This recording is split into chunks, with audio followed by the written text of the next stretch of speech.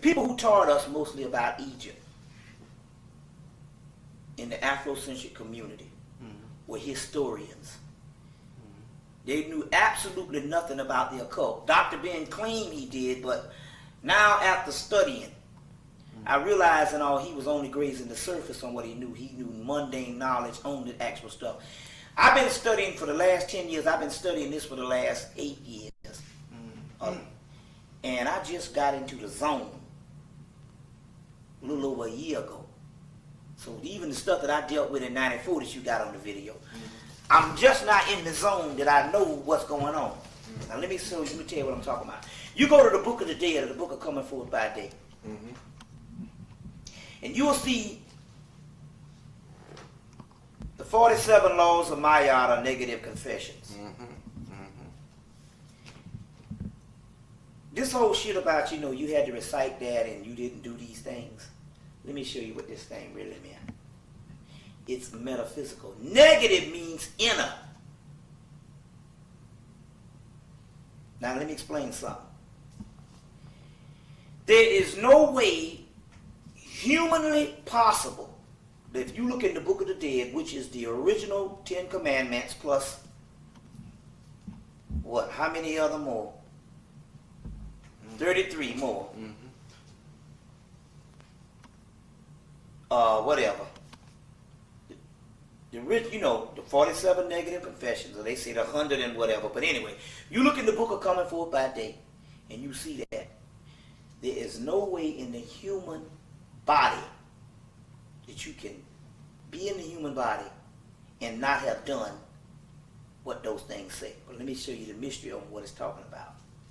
When they would recite, I have not done this and I have not done that, they were not talking about what they didn't do physically. They were saying that their soul had not done that, because the soul is pure. They were not talking about the physical body. They recited that to say that their soul hadn't done that, because the soul is the hidden part that is pure. You get the word righteousness. See, remember I was telling you about these ancient terms that mean something totally different? You know the word righteousness, you know what it means? It says the righteous will rise up. It was not talking about righteous based on your behavior. This is a holographic universe. Behavior ain't got shit to do with it. It was talking about right.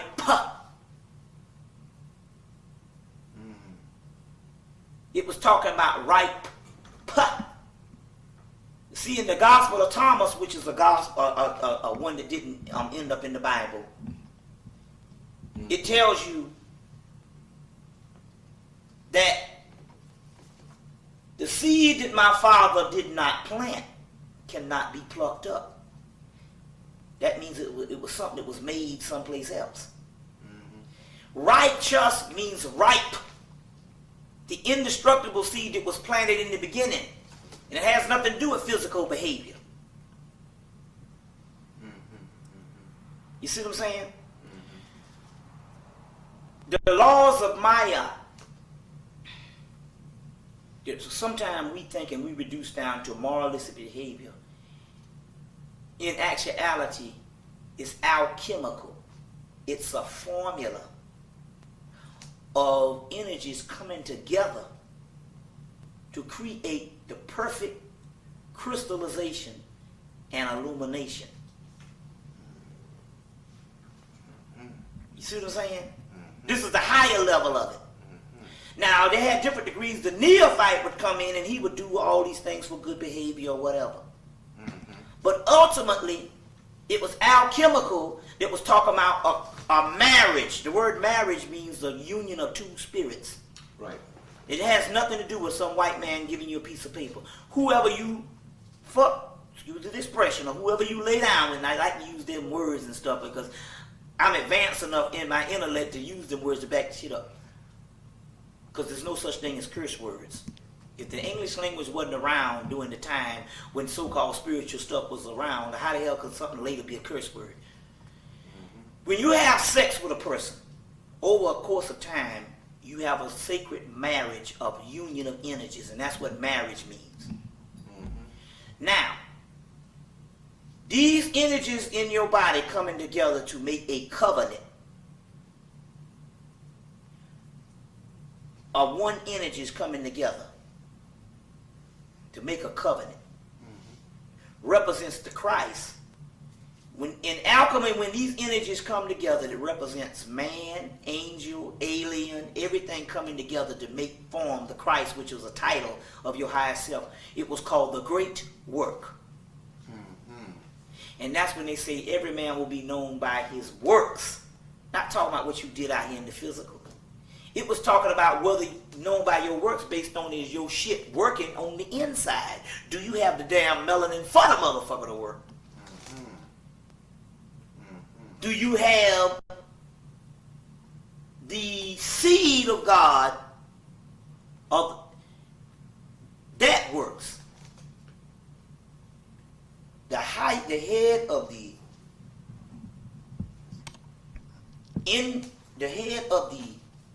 one of the head Jewish scholars that was in the Kabbalah. Now the Kabbalah is a Jewish mysticism that was so-called found in Spain. So you know where that comes from. It comes from Egypt. Yeah. And the Moors brought it up into Egypt and gave it to the European Jews. When they converted those Jews into Jews, the white people, they gave them the Kabbalah. But one of the head scholars of the Kabbalah said that what exists seemingly in God manifests and unfolds in man. Whereas they say God, or if you want to put it, is the potential. He's really nothing. Man is the perfecting agent of the potential and makes manifest what is potential and seemingly in God unfolds and manifests in man. He is the perfecting agent.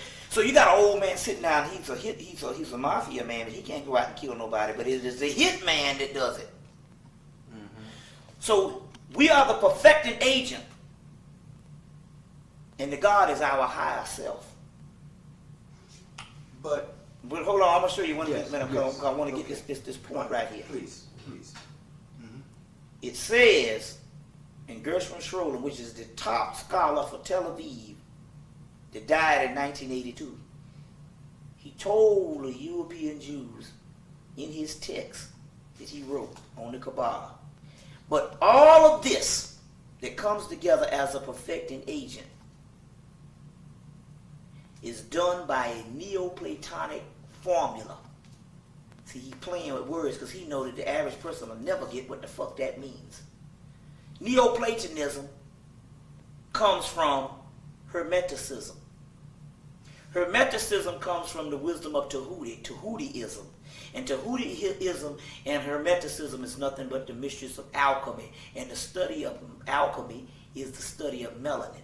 So when he said a Neoplatonic formula, he was saying that all of this particular perfecting agent that rise up to Christ's level is done by a Neoplatonic formula. He's talking about a melanin formula. Now, may I ask you a question? Yeah. What does this say about the European, the white man? I mean, you know, we say, the scientists say that everybody has melanin, and he has melanin also. But kind of enlighten us on the difference in that melanin and what is going to happen to him. I mean, where are we? Okay, I'll get into where that. are we? And you said that he was doing studies on melanin. Yeah. And he seen that. Okay, we'll get on that later. The melanin that he has, obviously he has some because he's a carbon-based being. Right. And he has some aspect, you see it like they talk about freckles or whatever.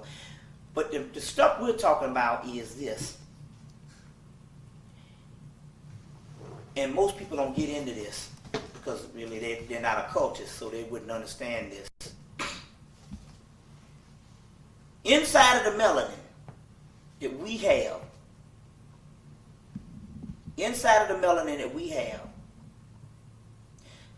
that reaches throughout the entire nervous system, is a little particle of light. It's a seed. It's inside the melanin. That seed that is inside of the melanin is who the hell you are. Now, do you listen to what I'm saying here? What I'm telling you is this. That my whole big old body and all the organs in it is all being operated by a small particle that's the smallest thing in the universe, which you know of is called the atom. But it's the seed that's the smallest thing in the universe. And the difference between them and us, whatever the stuff they function with, they don't have that seed, which is the soul.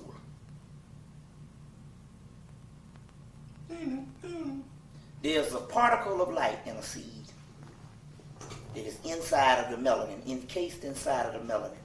Now, I was getting ready to say this the last time based on the Philosopher's Stone. Every particle in the known universe and on earth exists inside of your body. And that's what melanin is. Every particle and every herb, everything that ever was exists inside your body. And that's what melanin is. Now I'm going to show you what I'm talking about here. Everything that exists in the known universe plus some stuff that is outside of the universe, that is that primal stuff before the universe was created, exists in the melanin. And that seed that's in there is the seed of God. That this is going to really blow your mind. That is above God. Now let me explain this to you. Yeah, you got to send me one of these tapes. I think you better. Yes. The God that we have been worshiping the last 2,000 years is the God of the living. But not the God of the dead. The God of the living is a subordinate deity who is a lesser deity than the God of the dead. Got your Book of the Dead, Tibetan Book of the Dead, Egyptian Book of the Dead, or whatever. The God of the dead is Osiris. The God of the living is a lesser entity. You have a day-side God. You have a night-side God. The night-side God is the son of the mother. The triple blackness of space called Nut, Typhon, Tiamat, Latayaphon, Leviathan, you call the great dragon that's in the sea. That's the great mother. Apit, Gaia, all of that. The God of the day is a subordinate deity. A jealous God. Why is he jealous? You figure if he God, why is he jealous? The God that created the earth is a subordinate deity. It's not the highest God. In your Bible, correct me if I'm wrong, I'm quite sure you read the Bible. Correct me if I'm wrong, otherwise we cut off the camera now. Come on, let's have a big hand for